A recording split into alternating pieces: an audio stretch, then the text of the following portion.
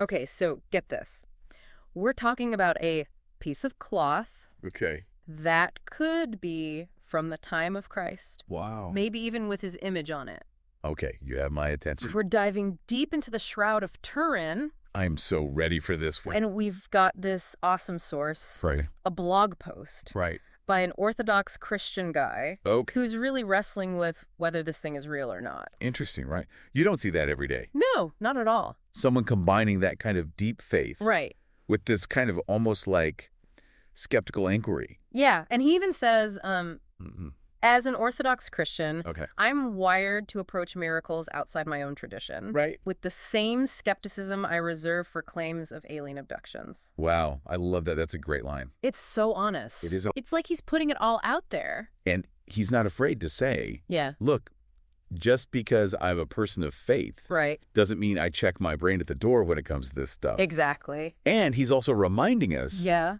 that, like, different parts of Christianity, Right. even just different faiths entirely, they view this whole thing. Yeah. Miracles, relics. It's all different. Totally Differently. Yeah, totally. And he even makes this really interesting point Okay. where he talks about Yeah. how the Catholic Church has actually reevaluated sainthood over the years. Oh, interesting. And he mentions Saint Philomena specifically, Okay. who's not considered a saint anymore. Right, right. Because there wasn't enough evidence. Yeah, that's fascinating. It shows you that even within a faith tradition, things can change. Ideas evolve That's a great point. based on what we know. Absolutely. Yeah. And it really underscores this idea Yeah. of critical thinking. Right. Which is so important, even, or maybe especially, when we're talking about faith. It's not about rejecting faith. No, not at all. It's about looking for truth, Exactly. wherever that may lead. I love that. So we have this skeptical Orthodox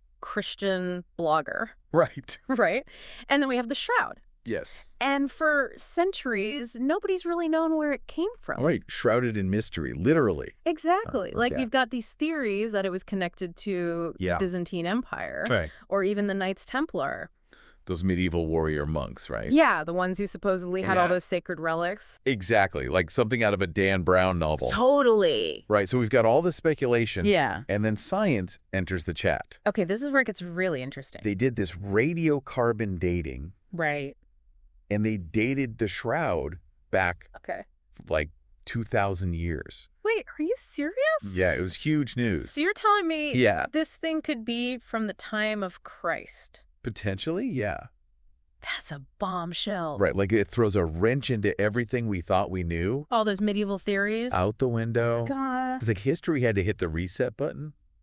It's incredible. It really is. And I love how our author, Yeah. he's grappling with this. Totally. He's got his beliefs, Right. and then he's got this evidence. This very inconvenient evidence. Yeah, exactly. Inconvenient evidence. Which is the best kind of evidence, I'd always say. It is. It's the kind that makes you think. Exactly. And that's what we're all about here, right? Absolutely. So let's dive into how this evidence impacts our author's journey. Let's do it. This 2,000-year-old dating. It's huge. It really is. Throws everything out the window. Like all those theories about the Knights Templar. Gone. PFTC. Exactly.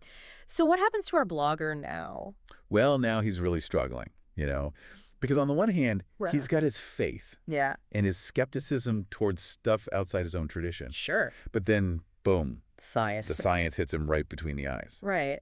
And he even says something like, now that science is on the side of the shroud being real, I feel this crazy pressure to just accept it. Wow. But he's still resisting, which I think is fascinating. Yeah, it's like he's at this crossroads Yes. of faith and reason, Exactly. and he can't quite reconcile the two. And you know what's at the heart of it? What's that? The image. On the shroud. Yeah, the image of the man on the shroud. Because you can actually see It's faint, but it's there. a human form. The front and back of a man. And they say the wounds They match up. with crucifixion. Yeah, like what you'd expect from a crucifix. So you think that would be it, right? You'd think so. Like case closed. Slam dunk. But our author's still unsure, and And I bet a lot of our listeners are too. they're probably thinking, Yeah, if this is such a big deal, right. like if this really is the burial shroud of Jesus. Why aren't we shouting it from the rooftops? Exactly. Why isn't the whole world freaking out about this? That's the thing about faith, right? Sometimes Yeah. proof isn't enough. Even when it's staring you right in the face. Especially then, maybe? You're blowing my mind right now. Haha, sorry. No, it's good. It's good. But seriously, Yeah. for some people, faith means believing without needing to see. So the proof almost gets in the way. In a way, yeah, it can. It's like he says, What's that? if this really is the image of Christ, Right. why hasn't it, Yeah. sparked some global revival of faith? It's such a good question. It really is. It makes you wonder Right. if this were to be, universally accepted Yeah. as authentic. Right. Like, what would that even do?